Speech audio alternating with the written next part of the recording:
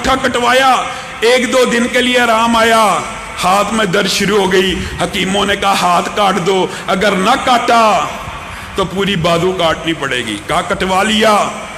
जहन में अभी तक उस जुल्म के बारे में जमीर नहीं था जागा।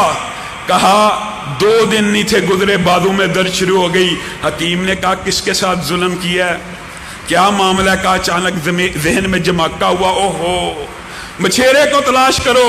हकीम ने कहा अगर आज बाजू ना काटी पूरे जिस्म में जहर फैल जाएगा, मर जाएगा। कहा तू बाजू काट। मैंने मछेरे को तलाश करना शुरू किया।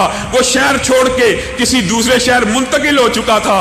मैं उसके दरवाजे पे पहुंचा और मैंने कहा तू मुझे पहचानता है? कहा हाँ मैं तो तुझे बड़ी अच्छी तरह जानता हूँ, अभी 7-8 दिन पहले तूने मुझसे मेरी मछली चुराई थी। कहा फिर अल्लाह की रजा के लिए मुझे माफ कर दे, ये बाजू उसी जुल्म का नतीजा है। मछेरे की आंखों में आंसू आ गए। उसने कहा अल्लाह की कसम तेरी इस जुल्म की हालत को देख के तुझे माफ तो कर देता हूँ, लेकिन तुझे पता है जिस वक्त तू मुझसे मछली खींच रहा था उस वक्त मेरे लबों से एक बद्दुआ निकली थी, अल्लाह इस बंदे के ऊपर अपनी कुदरत का आदिमुशान नमूना मेरी आंखों को दिखा दे कि मुझे पता चल जाए तू 7 आसमानों पे बैठ के मजलूमों की दाद रसी कर सकता है। आज अल्लाह ने तुझे मेरे घर में भेज दिया माफी मांगने के लिए। और वो खुद कहता था नौजवान हर रोज ये दास्तान सुना के, अल्लाह की कसम अगर मैं मछेरे से पहले दिन माफी मांग लेता तो शायद मेरा हाथ भी ना कटता, और अगर मैं उस दिन माफी ना मांगता तो आज दुनिया में भी ना होता। लोगों दुआए मर्द मोमिन तकदीरों को ऐसे बदलती है। मैंने और आपने इखलास पैदा करना है। दुआओं में हुजूर कल्ब भी होना चाहिए। ये नहीं बंदा गाफिल देज के साथ वॉक कर रहा है और मुंह से अस्तगफिरुल्लाह अस्तगफिरुल्लाह अस्तगफिरुल्लाह, ठीक है जिक्र है, जिक्र की अक़साम है, लेकिन जिस गुनाह की तौबा करनी है उसके लिए नादम होके हुजूर कल्ब के साथ तवज्जो के साथ, जो तीर निशाने के बगैर छोड़ा जाए वो किसी को भी लग सकता है, जो तीर निशाना बांध के छोड़ा जाए। इसीलिए हदीस के अल्फाज हैं गाफिल दिल की दुआ कबूल नहीं होती कि बंदा किसको पुकार रहा है, बंदे को या नहीं आ रही, पुकार अल्लाह को रहा है, पुकारता तो अल्लाह को है, और गफलत का मुजाहरा इस तरह कर रहा है उस पुकार में संजीदा ही नहीं। अल्लाह ताला तो दिलों के भेद भी जानता है, इसलिए दुआ इस तरह हुजूर कल्ब से होनी चाहिए जैसे बदर के अंदर। कितना खूबसूरत शायर ने शेर कहा है कि फिजाए बदर पैदा कर फरिश्ते तेरी नुसरत को उतर सकते हैं गर्दों से, कितार अंदर कितार अब भी। नबी करीम सजदे में रो रहे हैं, नबी को रोने की जरूरत होती है? अल्लाह ने वादा किया हुआ है कि मैं तेरी मदद करूंगा फरिश्तों के साथ, उम्मत के साथ, फिर भी रो रहे हैं, फिर भी गिड़गिड़ा रहे हैं। इतना रोए हजरत अबू बकर ने कहा बस कर दीजिए, बस कर दीजिए, आपका रब आपको तन्हा नहीं छोड़ने वाला। कहा जब तक आसमान से वादे वईद नाज़िल नहीं होते मैं मोहम्मद का सर नहीं उठेगा। अल्लाह ने आसमान से जिब्रील को भेजा, आपके साथ फरिश्तों की फौज भी लड़ेगी, फरिश्ते भी उतरेंगे, जिब्रील और मीकाईल भी उतरेंगे। नबी करीम ने उससे पहले सर को नहीं उठाया। और कुतैबा बिन मुस्लिम का मशहूर वाक़या है, कुतैबा बिन मुस्लिम अपने लश्कर की सफ़े सीधी कर रहे हैं और आज खुश हैं, मुसलमान जिहाद के मैदानों में अपना नाम कमा रहे हैं। 1 लाख कम अज कम 1 लाख की फौज, कुतैबा बिन मुस्लिम की फौज कम अज कम 1 लाख की होती थी, इतने बड़े जर्नैल थे। लेकिन जंग शुरू होने वाली है, कुतैबा बिन मुस्लिम जंग शुरू करने से पहले अपने 12 के 12 सिपा सलारों को हुक्म दे रहे हैं मोहम्मद इब्न वासे को ढूंढ के लाओ। सुभान अल्लाह, कितना बड़ा वलीउल्लाह लश्कर में मौजूद है। मोहम्मद इब्न वासे को ढूंढ के लाओ। जब तक मोहम्मद बिन वासे आके दुआ नहीं करेगा फतह की, कुतैबा बिन मुस्लिम पहला तीर भी नहीं छोड़ेगा। लश्करी गए ढूंढने के लिए, क्या देखा? मोहम्मद बिन वासे तो वैसे ही नेक इंसान थे, वो अल्लाह की तरफ, आसमान की तरफ उंगली उठाए हुए हैं और आंखों से पानी जारी है और दुआ कर रहे हैं अल्लाह कुतैबा बिन मुस्लिम की क़ियादत में मुसलमानों को कामयाब करना, अल्लाह कुतैबा बिन मुस्लिम की क़ियादत में मुसलमानों को कामयाब करना। अभी कुतैबा ने कहा भी नहीं।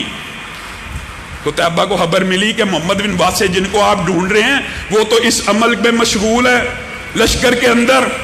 تو قتیبہ بن مسلم کے کلیجے کو ٹھنڈ پڑی اور کیا کہنے لگے، والذی نفسی بیدی، قسم ہے اس جان کی، اس ہاتھ کی جس کے قبضہ قدرت میں میرا ہاتھ ہے یا جس کے ہاتھ میں میری جان ہے، اس کی قسم، لا اسبعو، اور بعد روایات کے اندر لا اسبعو محمد ابن واسع خیر عندی من 100,000 سیف شہیر ومن 100,000 مقاتل تریر۔ اللہ کی قسم جس کے ہاتھ میں قتیبہ بن مسلم کی جان ہے، محمد بن واسع کی اٹھی ہوئی ایک انگلی میرے لیے ان 1,00,000 چمکدار تلواروں سے بہتر ہے، میرے لیے ان 1,00,000 لشکریوں جریر اور بہادر اور جرت مند لشکریوں سے بہتر ہے۔ اور جنگ شروع ہوئی، گاجر مولی کی طرح دشمنوں کو کاٹ کے رکھ دیا۔ صحابہ، تابعین، تبا تابعین انتظامات پورے کرتے تھے، توکل اللہ پہ کرتے تھے، لیکن اس سے پہلے اللہ رب العزت کی بارگاہ میں آ کے پھر گریہ داری بھی کرتے تھے، توکل کے سارے اسباب پورے ہو جائیں۔ گھروں کی اصلاح کا بہت سے ساتھی بار بار پوچھتے بھی ہیں، میرے بھائیوں اصلاح کے سارے طریقہ کار، وہ جو آپ کے سامنے سارے دروس رکھے ہیں، تربیت کے سارے انداز کر لینے کے بعد پھر کرنا کیا ہے؟ دعا اللہ سے مانگنی ہے، ربنا ہب لنا من ازواجنا وذریاتنا قرۃ اعین۔ کہنے کا مطلب ہے اپنی پوری کوشش کرنے کے بعد دعا کس سے کرنی ہے؟ رب سے کرنی ہے۔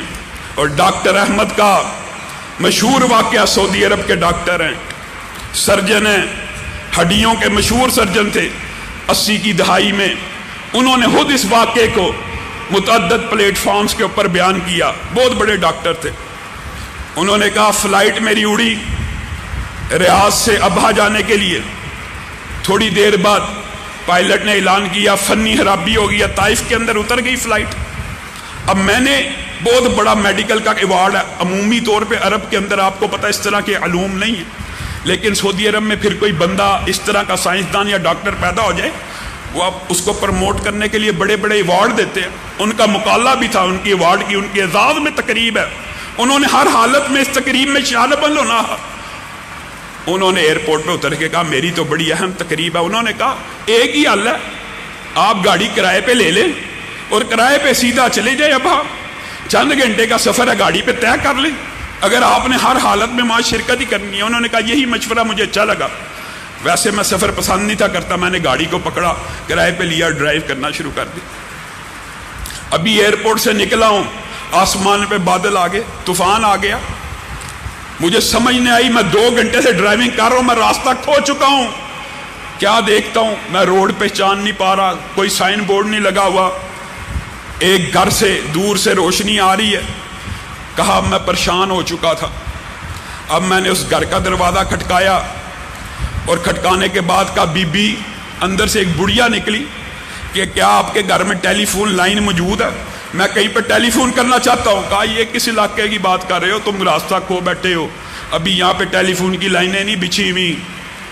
کہا خیر اس بڑھیا نے میری خدمت کی، بہت اچھی خدمت کی، ہاتھ تواضع کی، اور کہا مسافر ہو؟ کہا میں نے اپنا سارا معاملہ بتایا کہ اس طرح میرا طیارہ خراب ہو گیا تھا، لیکن ابھی میں تفصیلات بیان کر رہا تھا، اس بڑھیا کے پاس ایک بچے کے رونے کی آواز آئی اور بڑھیا دعا کر رہی ہے اللہ اس کو صحت دے دے، اللہ اس کو صحت دے دے، اللہ اس کو صحت دے دے۔ میں نے پوچھا آپ کی دعا اللہ رد نہیں کرے گا؟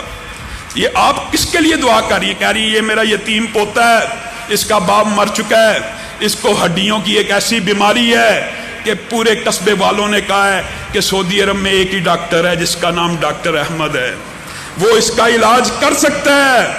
ڈاکٹر احمد کہتے ہیں میری آنکھوں سے زاروں قطار آنسو بہنے لگے، میں نے کہا بی بی اللہ کی قسم میں ہی ڈاکٹر احمد ہوں، اور اللہ نے کان پکڑ کے مجھے تیرے سامنے پیش کر دیے۔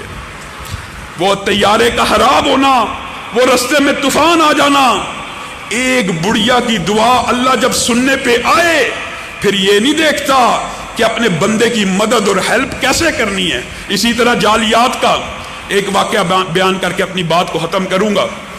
جعلیات کے مدیر نے عبد المالک مجاہد صاحب نے یہ واقعہ اپنی کتاب میں لکھا، اور انہوں نے براہ راست سنا جالیات کا مدیر تھا سعودیہ کا، اس نے خود یہ واقعہ ان کو سنایا کہ ہندوستان کا ایک بندہ تھا، وہ ہمارے ادھر آیا، اس کے اوپر قتل کا شبہ تھا، گرفتار ہو گیا، قتل اس کے کمپنی میں ہوا تھا، اس کو گرفتار کر لیا گیا، سارے شبے اس کے اوپر اس کے ساتھیوں کے اوپر جاتے تھے، لیکن وہ بندہ دل سے یہ جانتا ہے کہ میں قتل میں ملوث نہیں، اگرچہ میرے ساتھی ملوث ہیں یا نہیں، وہ خود اس قتل میں ملوث نہیں تھا، اور ہندوستان کا بندہ تھا، سیکولر اور ملحد ذہن کا، مطلب یہ کہ نہ ہندو تھا، نہ سکھ تھا، نہ عیسائی تھا، نہ مسلمان تھا، ویسے اس کا جو طبعی رجحان تھا وہ عیسائیت کے قریب تھا۔